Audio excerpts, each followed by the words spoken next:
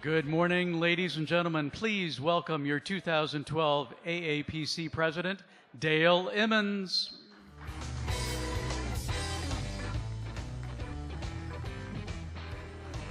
Good morning. How many people in this room were at the tech committee meeting earlier today? If they fall asleep on you, it's because they served Bloody Marys, okay? Just thought I'd point that out. Welcome to our first general session today. Things are going very well. Are you having a good time? I told Whit Ayers, Whit and I were visiting earlier this morning at the table back here, and I said, I got a story I'll tell you, Whit, about my friend Calvin Burrell, who's a Derby-winning jockey, one of the famous jockeys in the United States. He said, when you got a big lead, just don't fall off the damn horse. So we'll try not to fall off the horse today because I think everybody's having a good time. You know, it's a real pleasure to invite back an old friend who's been a partner with the APC for a long time, Jack Poor, who's the Vice President of Marketing Insights for TVB, who is hosting this morning's panel, sponsoring this morning's panel.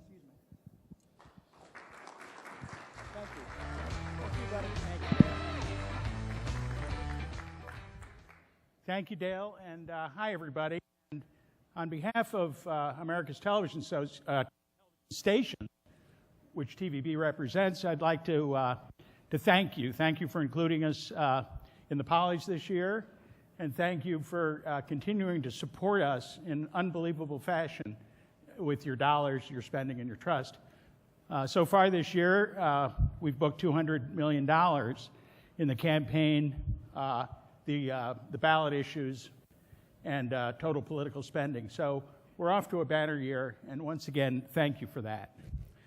I'm only going to take 10 minutes, and what I'd like to do is, you've got the rock stars coming on after me, so what I'd like to do is just set the stage. The title is Advertising in the Age of Smart TV, but what I wanted to do is a little reality check on where TV stands right now. Do you remember about 10 years ago, Time magazine had a cover for its Man of the Year, and it was a mirror. And the lesson to be learned was that the consumer is in control, and magazine reader, you are the Man of the Year. Well, since then, we've had the year of almost every year concerning media. And just to run down memory lane, we had the year of search and search engine optimization. The world was going to revolve around search. We had the year of consumer-generated content. There wasn't going to be any professional production anymore. It was all going to be consumer-driven. That one didn't last very long.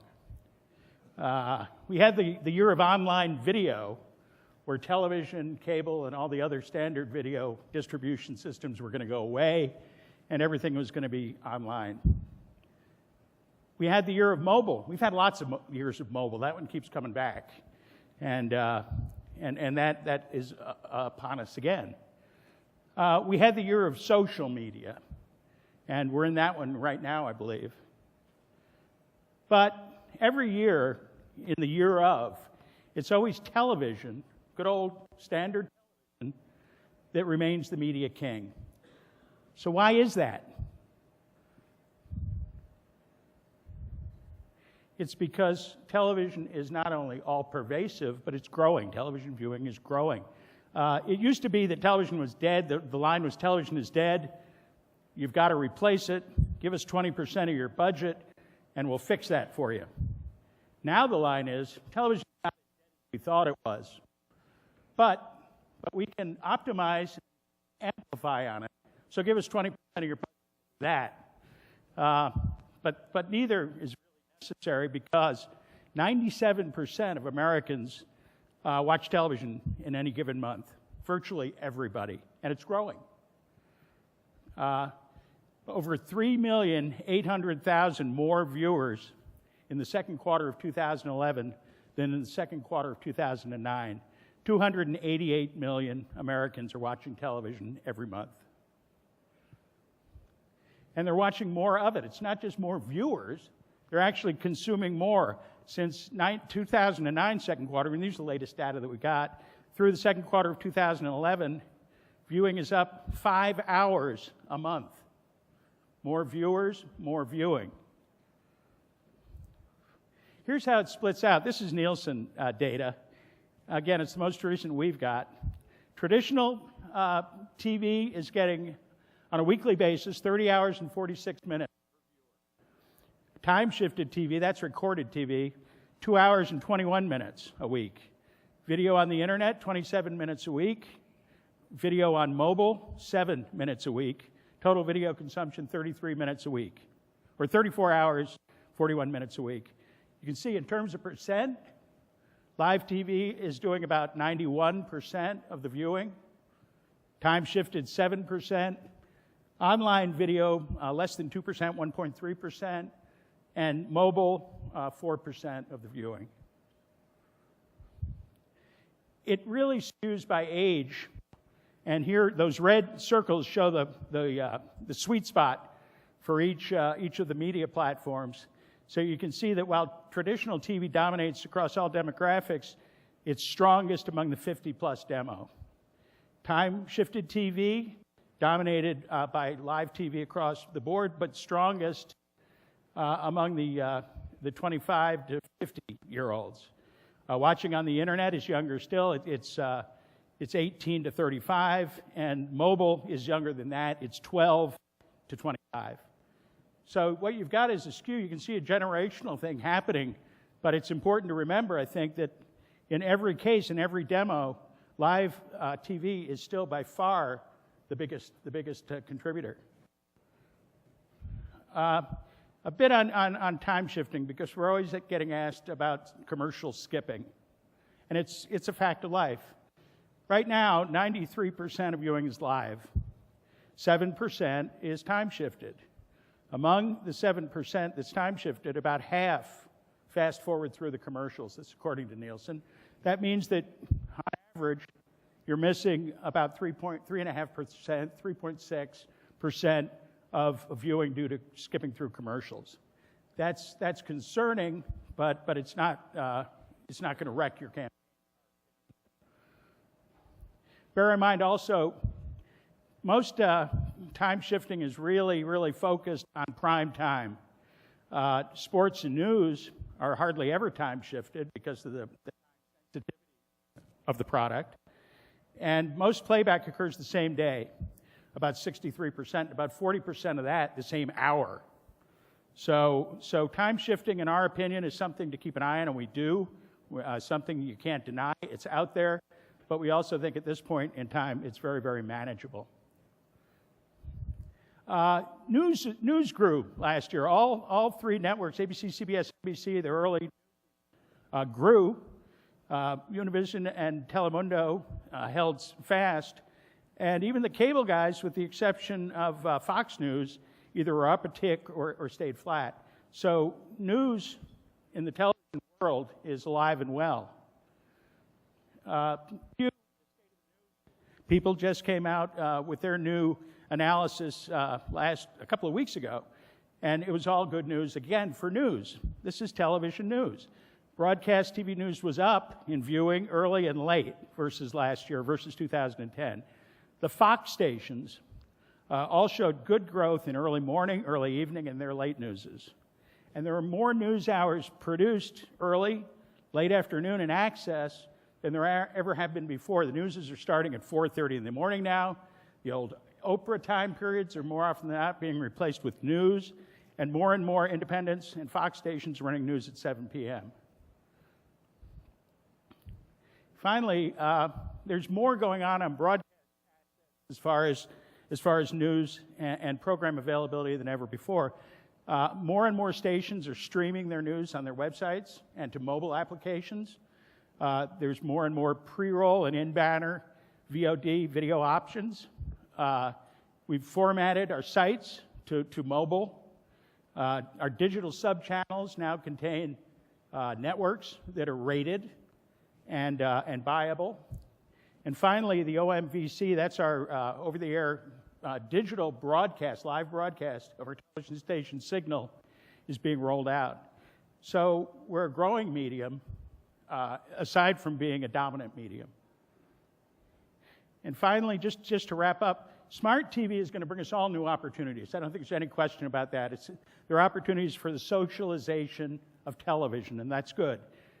But it's funny, when you look at YouTube's initiative, which is funding over 100 new channels with over $100 million of money, they're trying to recreate cable channels, especially new channels, for their platform, which suggests that they want to be the long tail, and they want to be much more like television than they want to be like historical online video. Very interesting.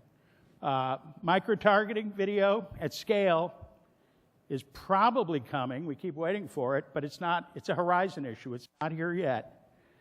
And finally, nothing connects your voters, because these are all numerics. We haven't talked about the emotional power of the media itself.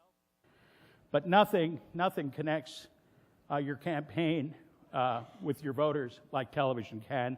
And I think that's what this panel is going to be talking about and demonstrating. So thank you very much. Thank you.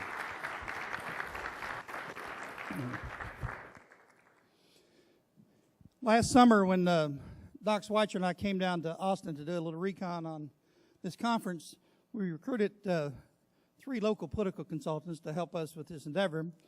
One of them is our moderator this morning. Jason Sanford has been part of 200 campaigns in 41 states, helped a couple dozen members get elected to Congress, and a couple of great governors. One of my all-time favorite, I might add, Jason, Ann Richards. He was quite a character. Jason, come up. I want to, in addition to introducing and presenting you, I've got something I'd like to give you.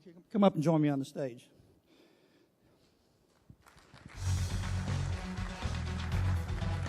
All of us at the APC are very grateful to what you've done to help make this a reality, this conference, and we want to thank you. And I personally want to commission you at Kentucky Colonel. Thank you. It's all yours, bud. Thank you. Well, I guess that's yours. I look forward to abusing this power. I want to bring up the panel one by one. I'll just come on up. My job for you guys today is to step into my role as a former campaign manager. And the panel would like to stipulate up front that the solution to all of the problems is buying more points.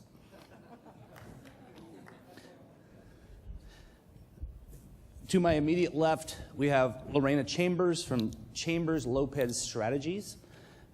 She did Hispanic media for Obama, and really, you don't need much more in your bio than that. Okay. But she did, after that, have a piece of the IE work in Nevada that helped re-elect Harry Reid, and a grateful nation thanks you. And she's doing a lot of things now that her lawyers won't let me talk about. Fred Davis needs no introduction. The good thing about working against Fred Davis, it means you're doing a big-time race. The bad thing about doing a race against Fred Davis is he's so damn good. How many, show up by applause, how many of you saw Game Change on HBO? Love. Thank you Yes. very much. Fred Very wanted me much. to make clear that how much more handsome he is than the actor who portrayed him. Earlier, Jason said maybe Brad Pitt with long hair. I Brad thought Pitt that with was long- okay. Doesn't, yeah. That's just the way we operate here. Yeah, for those of you who don't know, he is the guy who was showing the ad on the laptop on the plane for the celebrity ad, which is very clever. That wasn't the only presidential campaign he's done. He worked for John Huntsman, George W. Bush, and Dan Quayle. Fred also wanted me to tell you he's not in charge of spelling. Honestly, to list all of his clients would take up half of the panel. Suffice it to say that he's about the best thing the Republican Party has going today. On the other side of the aisle here, we have Sarah Flowers, a good friend of mine. A frequent Fox News contributor. She puts the fair and balanced. She and I worked on a Senate race last cycle, and since then she has been doing, she went off on her own this cycle with 76 words, and she is doing all the media now for Planned Parenthood, but her greatest achievement is coming in the last 2 months and engineering the defeat of the Personhood Amendment in Mississippi, which was a bit of an upset, I think. A little bit of an upset. And we'll be seeing some of those ads today. And I hear you'll be seeing one of those ads tonight. So where I'd like to start is we're seeing a lot of, the name of the panel is Smart TV. I had to have someone explain that to me yesterday, and I watch a hell of a lot of TV. So I would like to know, how has your job changed in the last 10 years, if at all? What's the same, what's different? Because it seems like, in my experience, you're still making ads that go on TV. Age before beauty?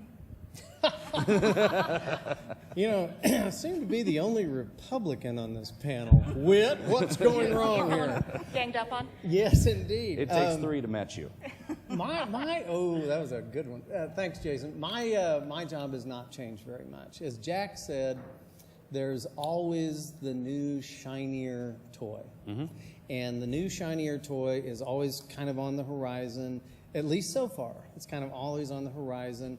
And they end up, the system just kind of works nicely, I've thought. And everybody gets up in arms, oh, this is going to change the world. This is going to change the world. And they don't really change the world. In Obama's case, we were doing McCain, you were doing that, whatever that guy, whatever that other guy. Let me clarify. I was on the IE side, so didn't have to do the campaign. Nevertheless, but we helped elect the president. You were on that side. That's right. That's right. And the world was saying this guy's going to win because of the internet. And he didn't win because of the internet. The internet was an incredible fundraising tool and an incredible organizing tool. But people like Becky Donatelli out here somewhere are taking that technology and advancing it rapidly, but it hasn't gotten to the point yet that it changes my job. I don't know about my fellow panelists or not. At the end of the day, moving pictures work because they move. Sarah? And there's emotion with them. Jason's saying Sarah because we long ago stopped calling what we do making television and started calling it moving pictures. We make moving pictures. And we're rapidly approaching the point, at least in my perspective, that it doesn't matter what screen you view those moving pictures on. What matters is the way it evokes something out of the viewer. But whether you watch it on your television, whether you watch it on your television in a delayed fashion, whether you watch it on your phone or an iPad, soon, within the next decade, will not matter to the voter. But it is changing the content that we put out. At least I believe we have to have. Let's go to the screen issue. Lorena, are you seeing that, the ubiquity of screens? Because it used to be a computer was just the thing on your desk, and now computers everywhere. Well, now with even their smartphones, people are actually watching their ads on their smartphones. They can watch them. Obviously, I found Jack's point about the DVR. I got to tell you, I watch a lot of TV too, and so those commercials are compressed. And I got to tell you, I do flip through all those commercials, but if there's something that's going to catch me in a few seconds, I actually rewind to watch the commercial itself. And so that's a new technology that I see it as a different screen because it's not live TV where you sit there and watch every single ad. So we have to do, as movie makers, we have to capture people's attention and understand that it's going to be a huge, big screen TV. It's going to be a computer screen. It could be an iPad. It could be on your smartphone. You just don't know. And then also, ads are going to migrate onto YouTube like we learned in yesterday's panel. So those visuals have to capture you regardless of where they are. And frankly, it's I don't know if it's less challenging, but I think good advertising is not forgotten. So as long as the work is really memorable, I think it should work in different screens. Okay. Fred said something earlier about how some of the online videos are intended as organizing tools. How is that changing what you're doing? Because it used to be you're making a 60-second movie, or in your case, 9 minutes once, to persuade people. Where do you, are those all intended as viral videos? I mean, are we starting to advertise and place them more? I think my gut tells me that you guys have the same thing I do. The client comes to you and go, Right. okay, let's just do one of these $5,000 videos and we want it viral. Make it go viral. Well, you know, that you don't hit the V button to go viral. I want to show a video in just a second, if they can show something that in a couple of days got several 100,000 people to watch it. And I think this is exactly what people are talking about when they're asking for the viral video. Could you show the shaving ad? Hi, I'm Mike, founder of DollarShaveClub.com. What is DollarShaveClub.com? Well, for $1 a month, we send high-quality razors right to your door. Yeah, $1. Are the blades any good? No. Our blades are f***ing great. Each razor has stainless steel blades, an aloe vera lubricating strip, and a pivot head. It's so gentle a toddler could use it. And do you like spending $20 a month on brand name razors? 19 go to Roger Federer. I'm good at tennis. And do you think your razor needs a vibrating handle, a flashlight, a back scratcher, and 10 blades? Your handsome-ass grandfather had 1 blade and polio. Looking good, Pop-Up! Stop paying for shave tech you don't need. And stop forgetting to buy your blades every month. Alejandro and I are going to ship them right to you.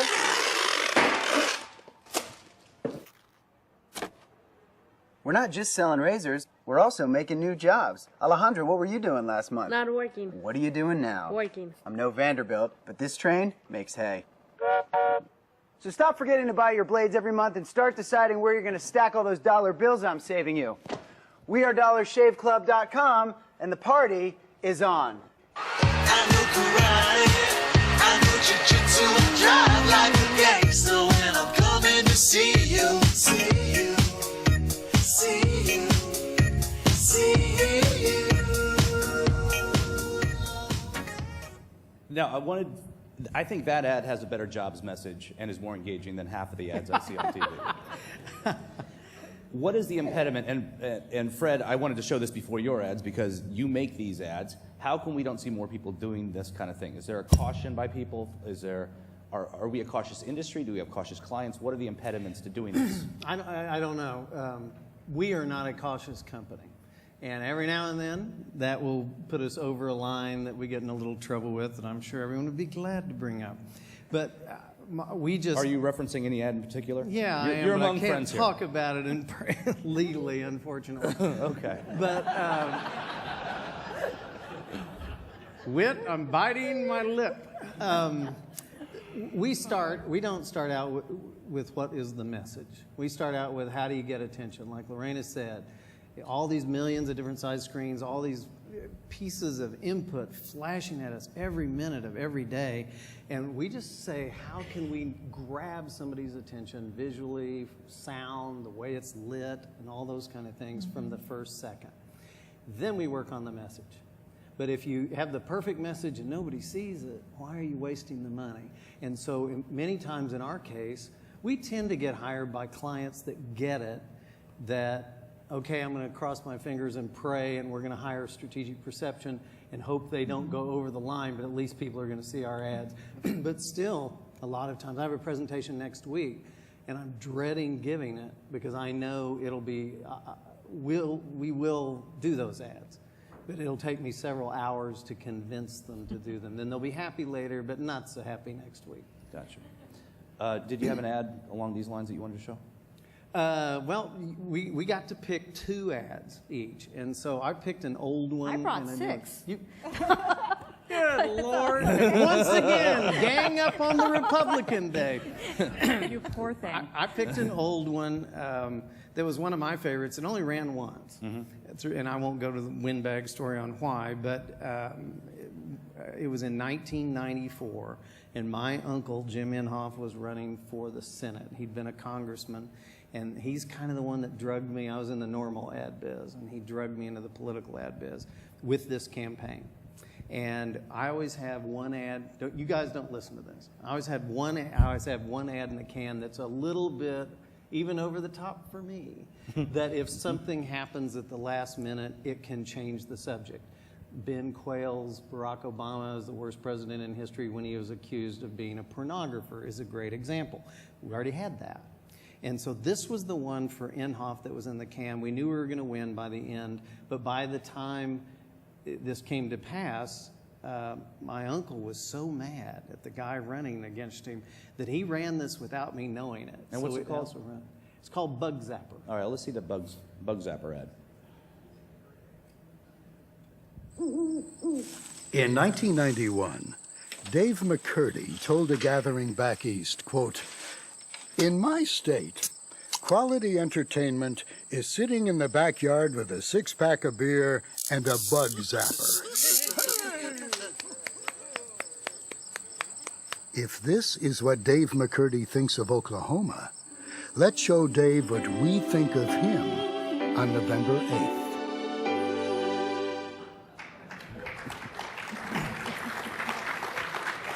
Oklahoma at my mom's house watching Rush Limbaugh the night before the big elections. And that ad Rush talks about this. It was his favorite ad of the year. And I told Mom, you know, that ad couldn't run because we didn't need to use it. He goes, we'll be back for your final marching orders after these commercials. And that ad comes up. And Jim Inhofe paid out of his own pocket to run it, just to stick that knife in Dave McCurdy one last time. Bless his heart. Sarah's also from Oklahoma. And There's a few Democrats. Didn't you also have some Inhofe connection with Fred? Yes, Fred's cousin was my calculus teacher in high school. It's amazing because she doesn't really look older than I do, does she?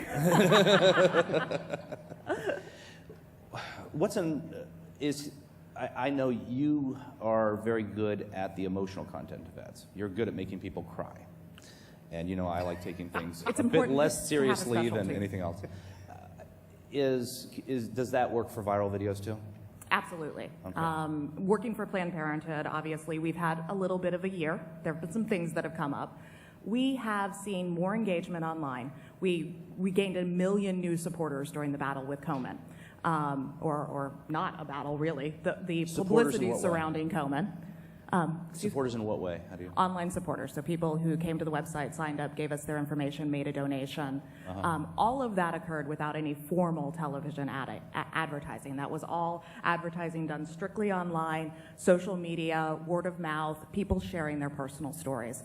And whatever battle we found ourselves engaged in all year long, giving people the ability to tell their personal stories has been a huge component of what moves people, and frankly, it's how we won Mississippi. How did you place the ads? How did you decide to do it? Did it just circulate organically, or did you buy ads on, say, Facebook? So there are a couple. You can't think of it as one strategy. You have to think of them as strategies that slipstream together. As we looked at the data, different ages are motivated by different types of media, obviously. We're going to engage with younger people, in Planned Parenthood's case, a patient base online better. There are a multitude of ways that you can target that, whether it's using cookies matched against a voter file, which is an excellent way to target, so you know specifically a demographic you're going after. There is content targeting, and then there's leading a social media discussion, which is a time-intensive but very, very valuable opportunity. And it's important to note here that these are still moving pictures. This is not words. These are still all about evoking emotion because you've let someone share their very difficult personal story and then inspired somebody else to go talk to their neighbor about their own story. Mm-hmm. What are some of the mistakes campaigns make, or candidates, either misguided preconceptions they have about this, like the V button for viral, or what are some of the bad ideas or expectations you're having to meet with the clients about this? I think it's getting a little better, but it used to be that clients would confuse issues with values all the time, so that they wanted a list of issues and where they stood.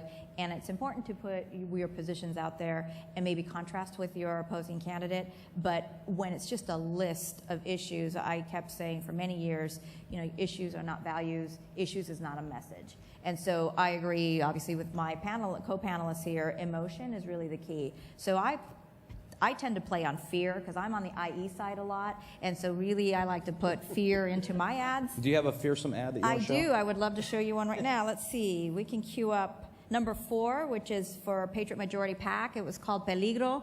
It's in Spanish, but you really don't need the words to understand what's going on. It's called Danger, and this was a closing ad in Senator Reid's IE in 2010 for Nevada. Okay.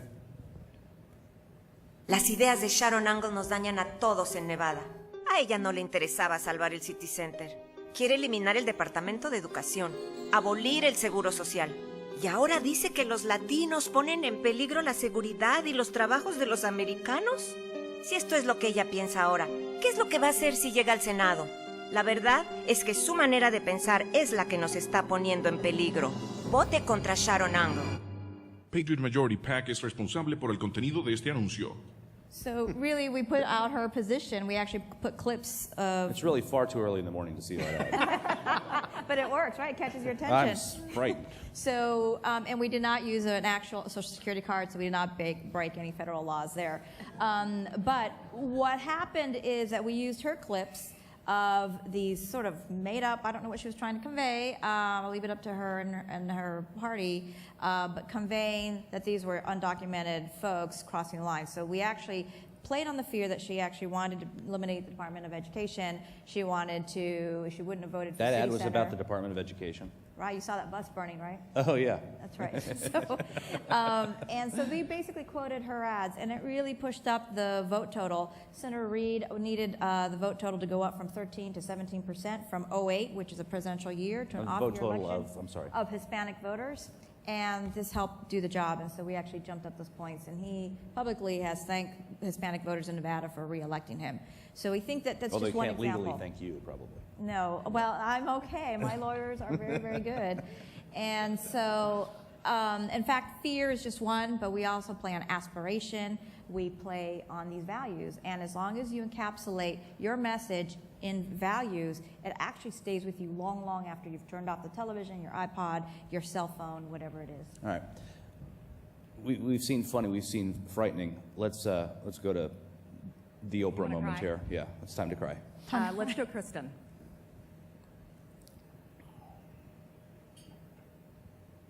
I was just a normal Mississippi girl going to college, and then I was abducted and raped. It changed everything. Initiative 26 doesn't make any exceptions for rape or incest. It goes too far. It would be so bad for women and families. I don't trust the government. I trust Mississippi families and women to make these important decisions. It's perfectly acceptable to be pro-life and against Initiative 26. So that ad is largely credited with the turnaround and defeating the personhood amendment there. That ad was the first of three, and what that ad's strategy was to loosen people up to being available to vote no. When we went into Mississippi, the ballot initiative qualified 56 days before Election Day, and my dear friend Brad from Zeta 3 can tell you all about the challenges that we faced on the ground in Mississippi and what the cultural climate is like in Mississippi. It is a state that self-identifies as pro-life at 78%. So we were not going to go in there and say choice is great. Women should have full access to reproductive health care. That was not going to be a message that worked. We fundamentally had to reframe how people saw this issue. And to do it, we had to make them think very personally about something that could happen to them, their daughters, their wives, and really evoke a sense of protection and a sense that government was getting in their own way of being able to take care of the people that they love, so that it did not become an assault on one's values, one's personal identity to vote no. So that ad softened up the environment for us and was quickly followed by an ad that was more holistic in terms of the messaging about the effects of what the initiative would do. Okay. We're going to open up for questions in about 5 or 10 minutes. But I want to get back to something you and I have talked about the role of conversations in that campaign. It was very startling to hear you talk about that. Talk about how the campaign facilitated conversations and what role that ad played in people talking to each other. Sure. This is the focus on conversations is something that we're doing a lot in the reproductive health care world, but also a lot of what my business partner Matt Erickson and I are focusing on in our work to expand marriage equality to all families. And what that basically is if you are encountering this social issue not as a policy decision, but as a personal as something that happens to your friends and your neighbors, then you're more likely to be supportive of our positions. What we do is give them somebody an example like Kristen, allow them to see someone being brave and bold enough to tell their personal story, and that evokes somebody to go sit next to a mom at PTA and say, you know, I had an ectopic pregnancy. I can't imagine if my doctor couldn't have treated me. Or my neighbors are gay, and they deserve to be just as happy as my husband and I are. And once those conversations start, they're actually viral. That is the definition of viral. And that inspires people to rethink about their policy positions. Let's talk about the title of this. Let's bring this back to the subject. Advertising in the age of smart TV. How does that play into your decisions on where to place ads? It's how do you get around the DVR, or do we even have a DVR problem? well, part of it is because you have so many different channels, right? So I'm not going to play certain things on the golf TV, which I may Golf Channel if I'm going to do it on HGTV, depending on my target market. And so I'm going to show this one ad, which is called Bus Stop. It was on the healthcare debate, and actually it was targeted to African Americans and Latinos in the South. And in fact, it was actually to get our Democratic senators to support healthcare. And I just want you to take a look at the ad and sort of listen to the imagery, what we were trying to evoke, and sort of it was very targeted to African American and Latino voters. It's number one. It's called Bus Stop. The year I was born, they tried to reform health care. And now I'm 65 years old and it still hasn't happened. But now we can make this real. I'm not going to let special interests and politicians throw 46 million of us under the bus. I've seen too much in my lifetime. I'm not going to leave my grandkids' health in the hands of insurance companies that care more about profit than they do about everyday families.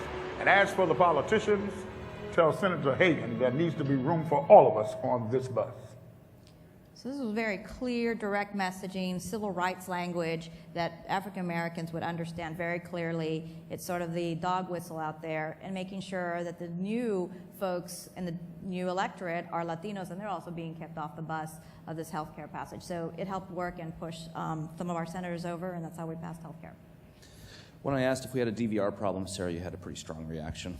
No, we don't. Okay, why is that? Our problem is to think about the problem as being the DVR problem is to think about the only food you could purchase as being broccoli. That wasn't funny? All right. More morning drinks for everybody. It'll kill in the afternoon. You'll have to teach They'll be me how to walking around going, yeah. The problems we have are real in our industry, and it has to do with attention. People are consuming more television than ever, but they're also consuming more information than ever. The average person spends 11 hours in front of a computer a day. Often you spend time in front of a television and a computer at the same time.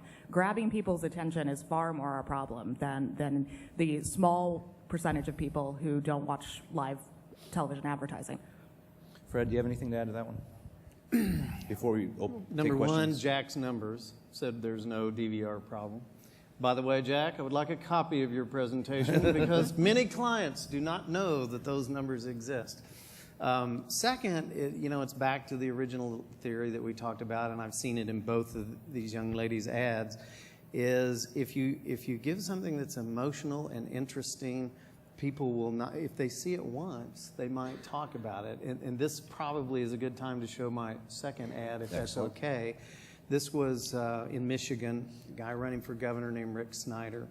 There were 3 or 4 people in the Republican primary, and Snyder was an absolute no one. He hadn't run for dog catcher. He hadn't run for anything. He was a wealthy guy and had an interesting background. I walked in to meet him. I got hired, I don't even remember how, but somehow I got hired before, Your friend before Davis, I met that's him. how you got hired. That must be it. And I hadn't met him, and I walked in to have dinner with him, and we had to film the next day. So we had, kind of like a generic crew, and we didn't know what we were going to shoot, no locations or anything. And he was at a table in a restaurant in Grand Rapids, and he looked kind of like a governor. And this gentleman right here looks kind of like a governor. So I thought, whew, as I walked in, and I went over and introduced myself, and hi, I'm Rick Snyder. And he had this horrible little voice. And I thought, my bubble was burst. I'm doomed. But as I started talking to him, that became his greatest advantage if we could find a way to make that a plus in a state that was 50 out of 50th. So if we could watch, I don't want to tell you the name because it gives the ad away. So Fred's other ad. Fred's other ad, please. Michigan has tried career politicians. We've tried Happy Talk. And we're 50th out of 50. Dead last. It's time for a nerd. Growing up in Battle Creek, Rick Snyder started reading Fortune magazine when he was 8. By 23, he completed college at the University of Michigan, and his MBA and his law degree. Rick Snyder is a very bright entrepreneur who happens to adore Michigan. But we just can't fix it. We need to reinvent Michigan. As president, he grew Gateway Computers. He's nurtured innovative companies to grand success and has grown thousands of jobs in Michigan and across America. His 10-point plan to reinvent Michigan is so detailed that, well, it's likely no politician could even understand it. But it's the way to finally save our state. Rick Snyder for Michigan. He's one tough nerd. Okay, so what happened? Thank you. By the way, he is now known as Governor Rick Snyder, and we won the primary without a runoff even. So, and we won the general pretty handily. Every ad was like that. Every ad called him a nerd. I have the front page of the Detroit paper framed in my gym that says something like, Michigan says yes to nerds, or something like that when he won. Had I come out and said he's really smart, a smart guy, you haven't heard his name yet, but you're going to, he has some great ideas for the state, yawn-o-matic. But if that thing, and people are talking about, this guy's a nerd, well, maybe we are in such bad shape that we have no choice but to try that. Why not? We've tried everything else. Why not? Just to break through the clutter. Yeah. And it does. Cuts through the clutter, and it doesn't matter what size the screen is. It doesn't matter where you see it. And after a while, some of the ads had him in these little funky glasses with his nose to a grindstone. Some compared him to Warren Buffett and Bill Gates and other known nerds who were very successful. And I think if I were flipping through on my DVR, which I am one of those small percentage that does that, if I were flipping through and I saw one of those, I hope the entertainment value was enough that it would get people to stop and rewind and watch the ad. I got to tell you, though, at 24 Hour Fitness, they hate it when I put stuff up on the walls. I don't know how you get away with that. Does anyone have any questions? Okay, well, they're all still waking up. Sarah and Fred, you guys are sort of on opposite ends of the spectrum. You've seen yourself not fictionalized, but portrayed by a vastly less attractive actor on HBO. Sarah, a lot of what you're doing now is showing ads from inside the bubble. That I rode the Planned Parenthood bus one day, and the first thing you learn about the big pink bus is it's no longer pink. I'm very disappointed by that. It's red, white, and blue now for Texas, because they wanted to convey that they weren't trying to mess with Texas. But you guys were editing ads to put up on the internet on the bus that were going up almost in real time. How does it change what you guys are doing when you know, one, you might be portrayed in a movie doing your job, or two, that you're trying to depict the process of a campaign in your ads, whether it's online or on TV? How is that changing things? Because I know no one knew what you guys were doing 10 years ago. We think about it as speed. The conversation changes so rapidly that if you're not part of it while it's happening in very real and emotional ways, not just passively, then you're going to lose the conversation.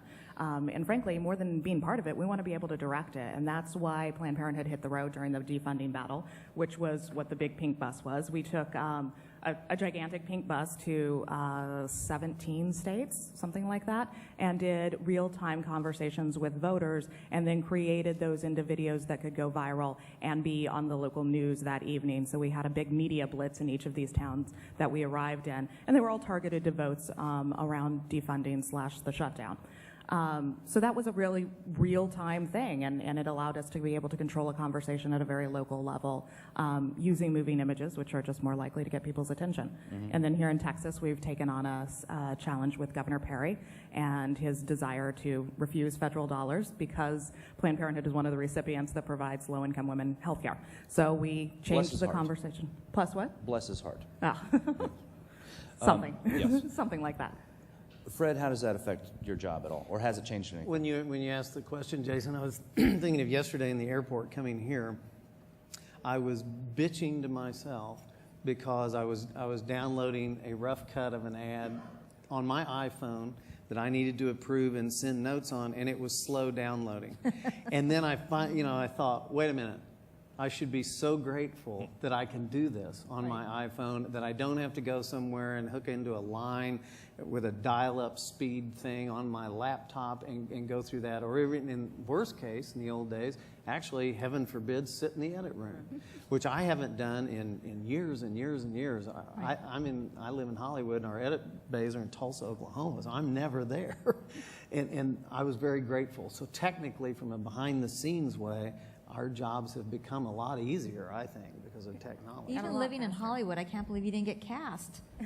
I tried. I did everything I could. I went to my interview made up and everything. It didn't work. Didn't work. No. So what's happening here, the speed is, it's such a misnomer because it's instant, right? Everything is instant, from the approval process to actually putting it on. You're filming. You used to be able to go put a really nice shoot on, a production shoot, have actors. If you needed them, you have the candidates.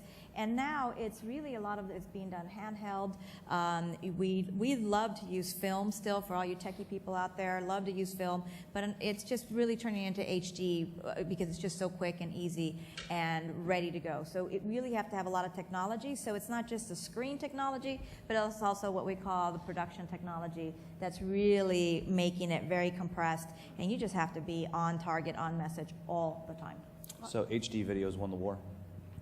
Is that Absolutely. Yeah. HD is what is pretty much all we You sort of don't have a choice anymore. Right. There's no logical explanation for going beyond HD Right. because Getting you can film do so many transferred things with it. Exactly right. There's still some media consultants out there saying that film looks better. It does. It's beautiful, but It does. You can't it's justify the cost. a 24 to 48 hour turnaround too. Right, and you have to Correct. go get it Correct. developed. It costs So it's a more lot expensive, more. it's slower. The process is slower, but the final results are absolutely beautiful. We had more time. I've got some on film. Let's see it. Sure. Got to back that up. It's graduation. It's number 2. This was a bilingual ad that we put up in New Mexico. We specifically were using culturally appropriate cues to Hispanic voters, but the message was for all of New Mexico. It was on behalf of Senator John Kerry. It's number 2. George Bush and the Republicans promised $59 million to our schools that they never delivered. Now, all New Mexicans must share the burden to pay for what Republicans refused to fund. Ay, mija, estoy tan orgullosa de ti.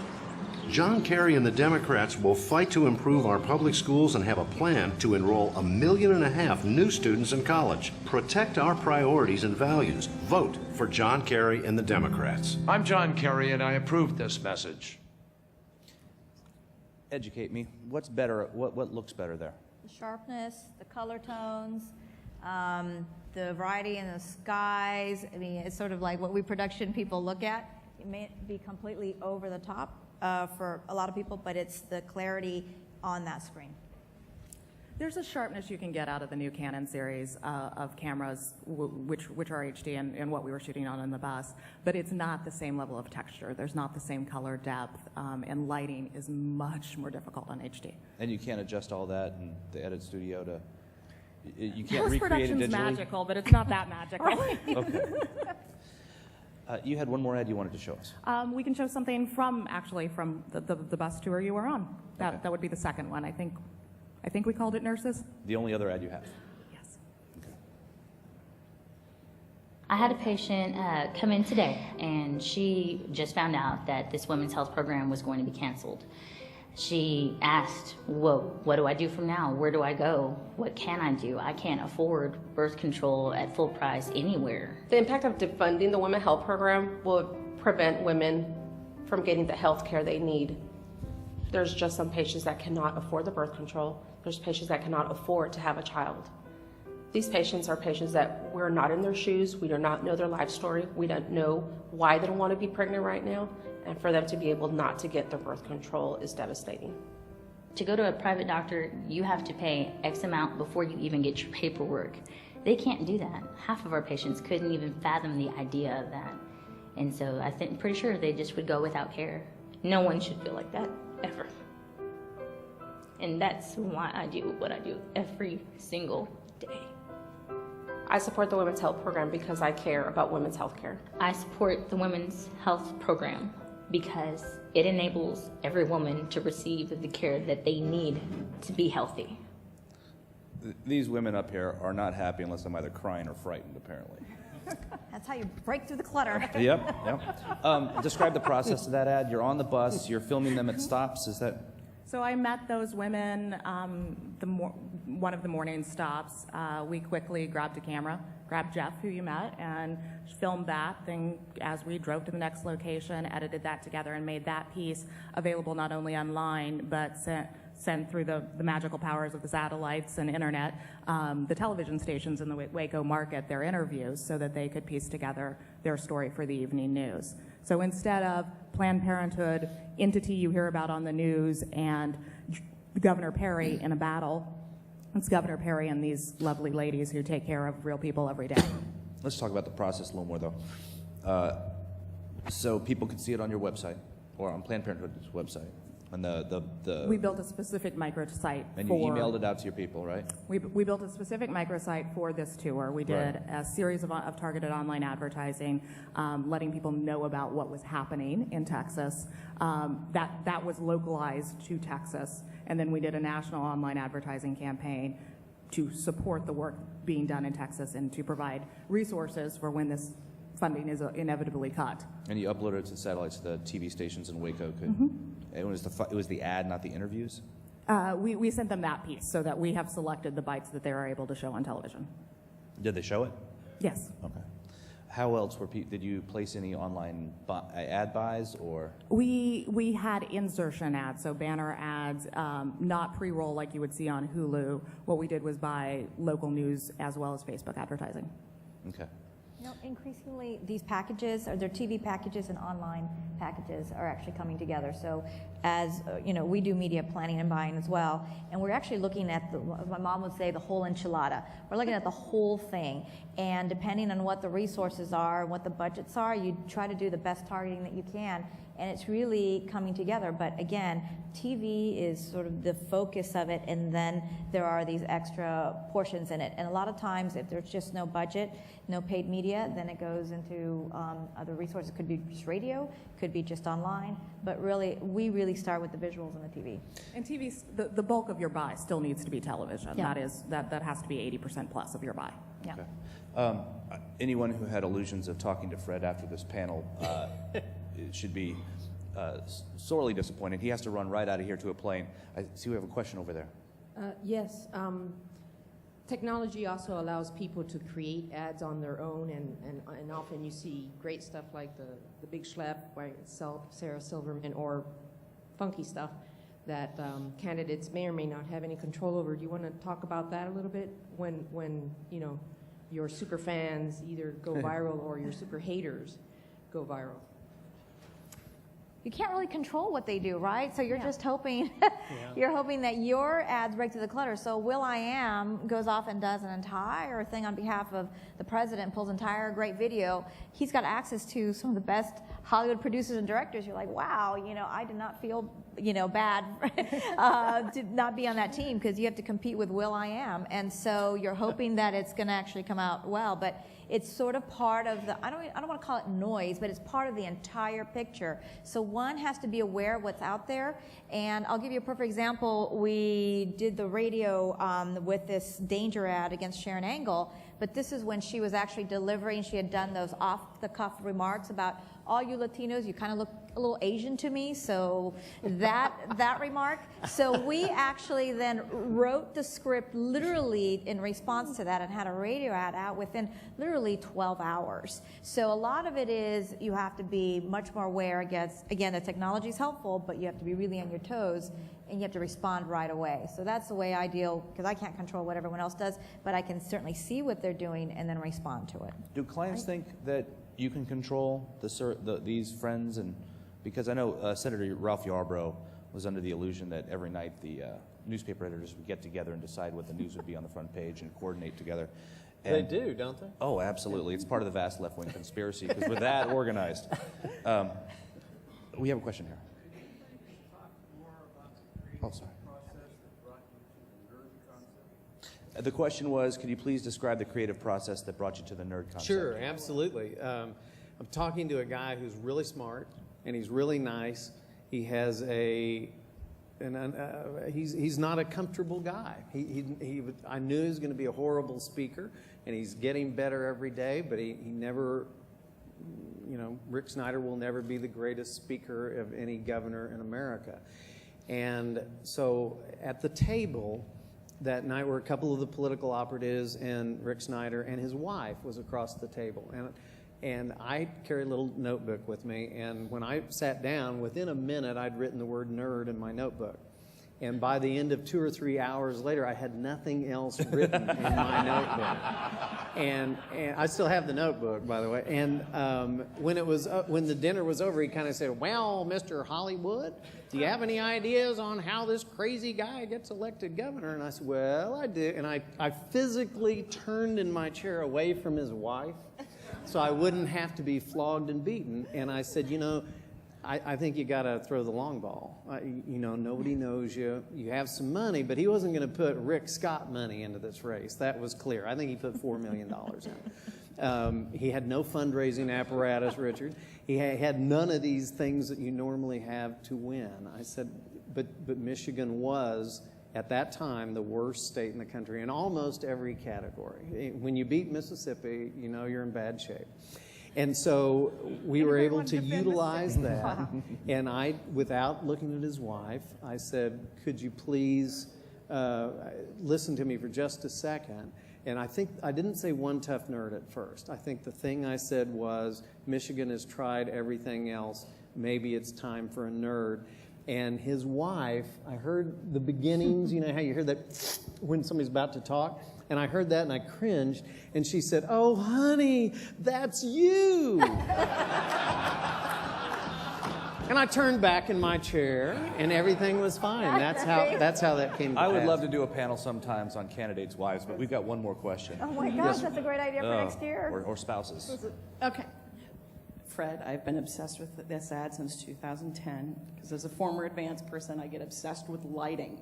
And there was an ad that you did for Carly where it was just in studio. She was sitting just on a bench, and it was so beautifully lit. And you pushed into her, and I was really drawn into what she was saying. And I may not have agreed with it, but I was listening. So I guess a couple of things. A, will you ever teach a class in lighting? Because I want to come down and learn. And B, what did you do? What did you do to make? Because she looked really pretty in that ad. Boy, did you nail that on the head. Because you asked the question about these home video things. We got into a situation yesterday where somebody was, believe it or not, complaining about production costs. Can you imagine that? And so it was this ad I was looking at on my iPhone, and I just finally got mad, I will use that word, and I said, "Okay, great, I'll shoot it on my iPhone, and we will get rid of the DP, and we will da-da-da-da-da-da-da," and they went, "Okay, great, fine." And by the time, that was in Dallas on the connecting flight, by the time I got here, they'd written back, "No, we don't want to do that." In Carly world, Carly's a pretty lady to start with, but she had breast cancer. And she had, her hair came back salt and pepper gray as opposed to blonde that she was known as. And so there was a sensitivity to how she looked. A normal DP, we use a lot of great DPs. That's part of the reason I'm in Hollywood. And they maybe make $2,500 a day. The DP for that shoot made $25,000 for the day. And it showed. But we shot the entire campaign in that one day. Can you imagine me trying to sell that this guy is going to cost $25,000? I was in that studio just the other day shooting something else with back to $2,500 DP. Wasn't the same. And when I walked in, it was so brilliantly done. For those of you who didn't see it, it's nothing but a dark background and a lady sitting on a stool. And you would think that can be shot on your iPhone, and it can't. And I'm so glad you brought that up. Thank you. Yeah, the lighting and on the audio together. We're big fans of both. Audio, lighting, we do all our own music. Makeup's a big deal. Yeah. Yes, sir. One quick question. You guys have shown a lot of really great looking ads, but let's be honest, most political ads that are on TV, they're just trash. I'm sorry, he said what? Talk about the state of play in creativity in the world of politics. It seems like it's gotten worse over the last couple of cycles. Lots of ugly ads with mean pictures and all those things. Talk about the state of play a little bit. For those of you who didn't hear the question, most TV ads for politics are trash. Please talk about the lack of talent in your industry. That was the best summation I've ever heard. Yes. Sarah, wow. Why is your industry so awfully devoid of creativity and talent? Why do you suck? And most of the people here are even worse in this audience. Mm-hmm. I do think you actually make a decent point, which is there's a tension in our industry between creativity and a fastness in delivery of product. So that's one tension. The other tension is a sense that creativity doesn't really matter, that you could point your camera at the poll, and as long as you get out whatever that chunk of words are that the poll says, you can throw up the same old teacher, nurse, doctor, firefighter, whatever, talking head to camera. And I think that tension existed and is real, and they've produced different results. I think the technology has also played a role. It's very helpful, but anyone can pick up a handheld and claim that they can put together a spot. I think that is a major reason we have so many more people making these things. I mean, I don't know how many of you in the room actually know what a DP stands for. We're talking in acronyms, right? And so, but Well, we've got to make sure that they know the right answer to that question. So the idea here is that you know the industry, and I think all of us, because Sarah and I worked together like 10, 12 years ago, all of us actually grew up when it was still sort of film, it went to HGTV, we've actually been there. I think a vast majority of these ads that you're talking about, they don't even know that there's an option of film or what it was or what it could have been, and that could be it too as well. But honestly, I tell stories. I've got 30 seconds to tell a visual story, and that's exactly what you need to do and sort of get your message across. We've got a slightly different answer. We've got 2 minutes left. Okay. And I want to give it to Fred because he's got a boogie. Yeah, I do. Thanks. The slightly different answer is I think you can be creative and stand out for $1. And this is what I was trying to tell this guy yesterday. These two don't have this problem. A lot of the industry, I think you're right, does. I don't think it's gotten worse. I don't think it's gotten better. But when I got into it in a fairly big way in '94, I used to call those the yellow flashing headline ads. You know, and anybody can do yellow flashing headline ads. And if you have enough money and if you hammer them enough, then maybe that message is going to get through. But what we try to do, and I think these ladies try to do, is to do something that you know, raising money, right, Richard, is miserably tough in politics. And we try to say, well, we can probably get you 50% more value for every $1 you get out there, because people are going to talk about the tough nerd. They're going to talk about the bug zapper. It's going to run once, and people are still going to be talking about it 10 years later, or God forbid, the demon sheep in California. Those, some of those were really shot cheap. And so it's not, to me, it's not $1 issue. It's what you first sit down and think about when you have the blank piece of paper. And I try to think about some way to get the message across that people will talk about and be memorable. And we're going to leave it at that. Thank you for coming. Thank you for your attention. And thank you to our panelists.